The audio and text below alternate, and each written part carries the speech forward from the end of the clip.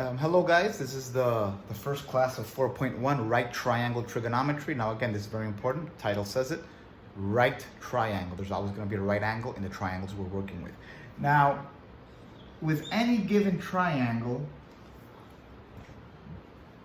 it's going to be a right angle, and then you have two other angles. Doesn't really matter which one you choose, they're all going to give you the exact same results.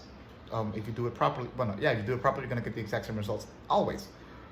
Let's say I'm working with this angle as a reference. If I'm working with this angle, this side is always the hypotenuse. And another way, here it's clearly, you can clearly see this is the hypotenuse. Another way to determine it's the hypotenuse, if the angle is smaller or difficult to visualize, it's always going to be the side opposite of the right angle. Okay? Now, if I'm using this angle, the side that isn't the hypotenuse, but it's adjacent to that angle, would be the adjacent side. The side that does not form this angle would be the opposite side. Okay? Now let's flip it. If I were to be using this angle, this would still be the hypotenuse. This would now be adjacent, and this would now be the opposite. And again, don't worry, you're always going to get the exact same answer. Sometimes they're going to tell you, use this angle, and you have to use that angle. If they don't tell you which angle to use, you have to pick any angle that isn't the right angle, and it's going to be correct if you do it properly. So don't worry. Why do I need to know adjacent, opposite, and hypotenuse? Because again, you need to know the trigonometric identities. There are 6. Sine, cosine, well, let's write it, sine, cosine, tangent, and their inverse. From sine, it's cosecant. From cosine, it's secant. And from tangent, it's cotangent. Now, this is a point of confusion for many students. Why? Because tangent, its inverse is cotangent. But duh, makes sense. But when you see cosine and sine, they're not inverse. So this is where students mess up. So tangent is opposite to cotangent. Cosine, its inverse is secant. Sine, its inverse is cosecant. There's a pretty simple way to just memorize this, and you put sine, secant, and you put a co between them.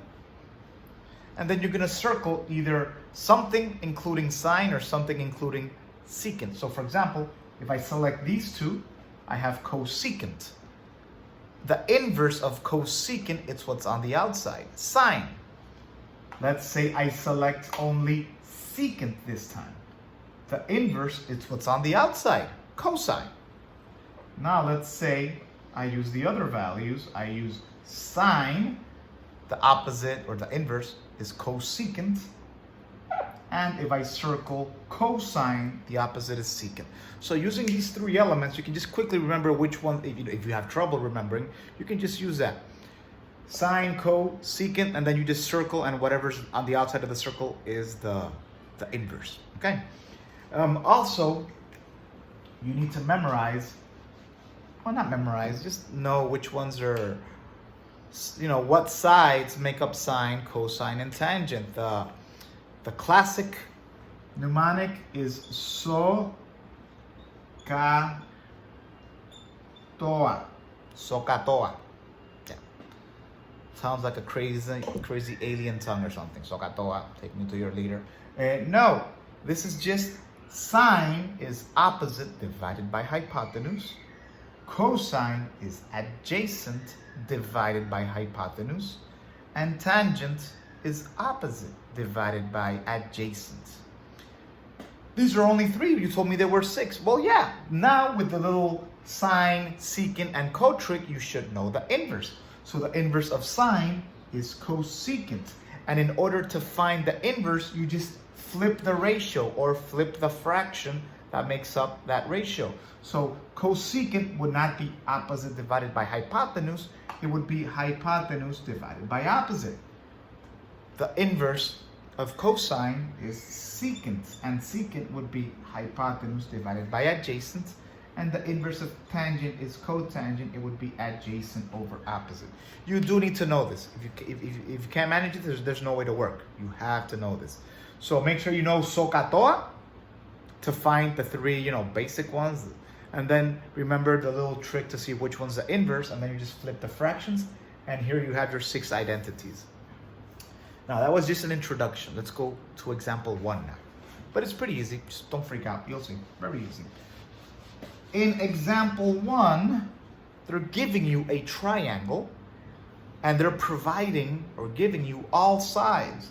So let's say let's just begin easily. Let's say I have 3, 4, 5, and they're giving you that angle as a reference. It says, find the values of the trigonometric ratios, not the exact values, but the values of the ratios. Okay, find the values of the trigonometric ratios. That means the answer has to be a ratio or, a fraction, pretty much. So using this angle, I know this is my hypotenuse. I know this side is my opposite. I know this is my adjacent.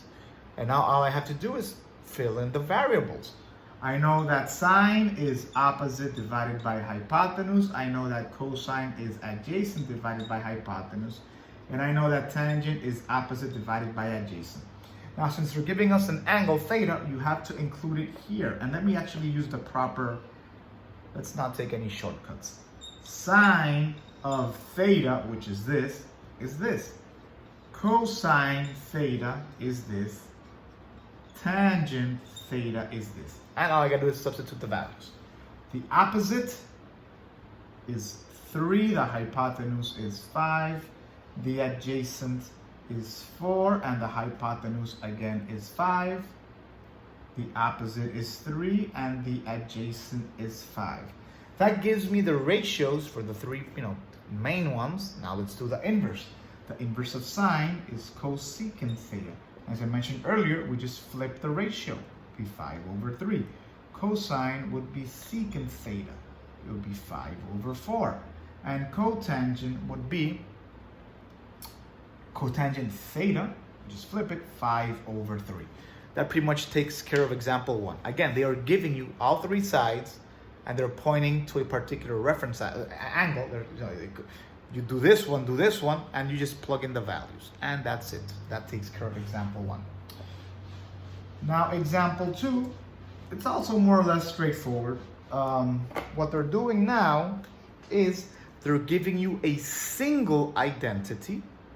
They're giving you a single identity, and you have to find all the identities.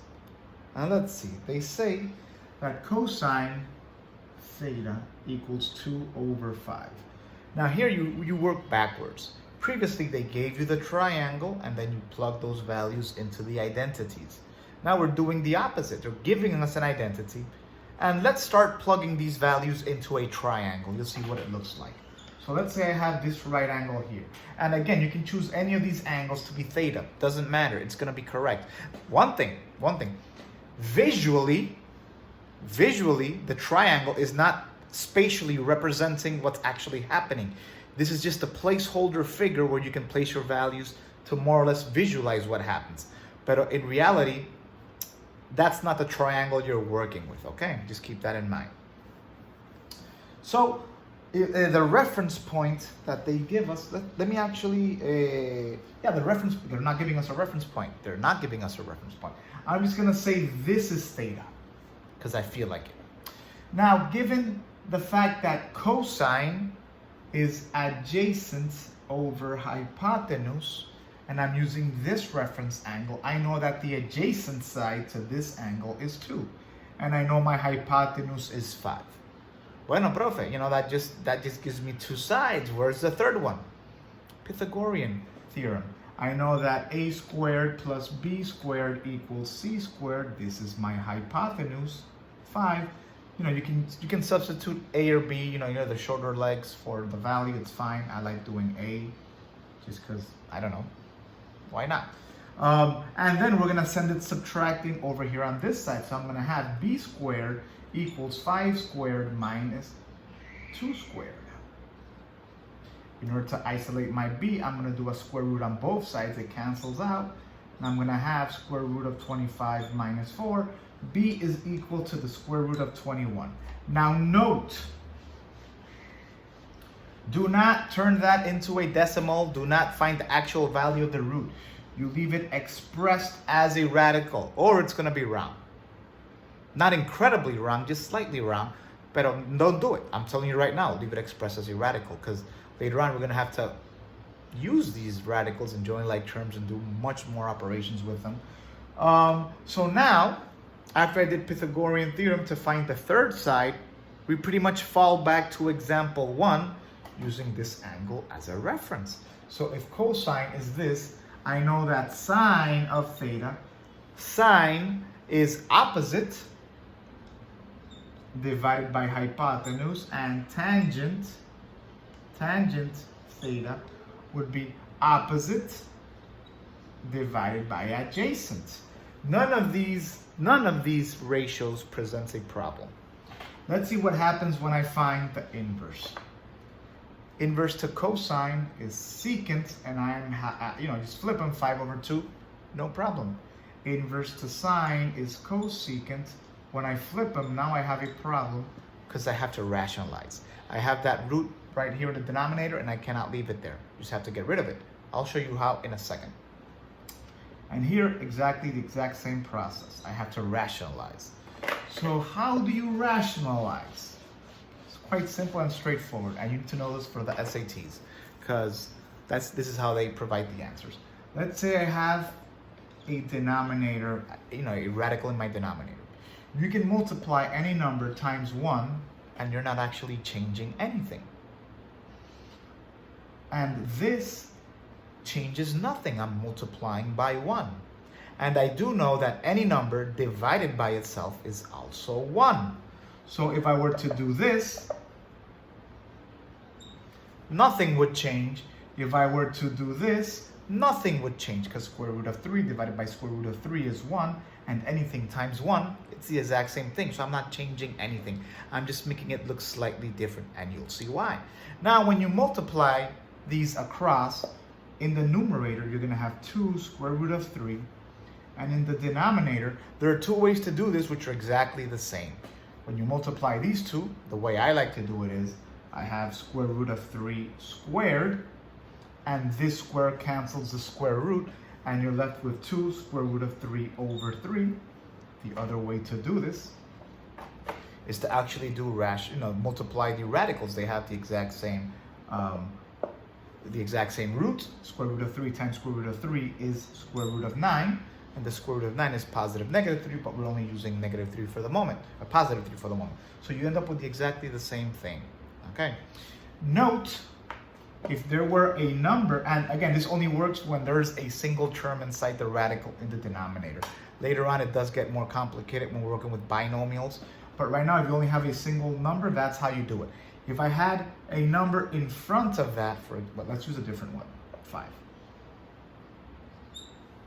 Again, this would be the exact same thing as 2 square root of 3 over 5 square root of 9. This becomes a 3, and now you multiply the denominator. So the correct answer would be 2 square root of 3 over 15. Okay. I was going to say something else. Give me 10 seconds.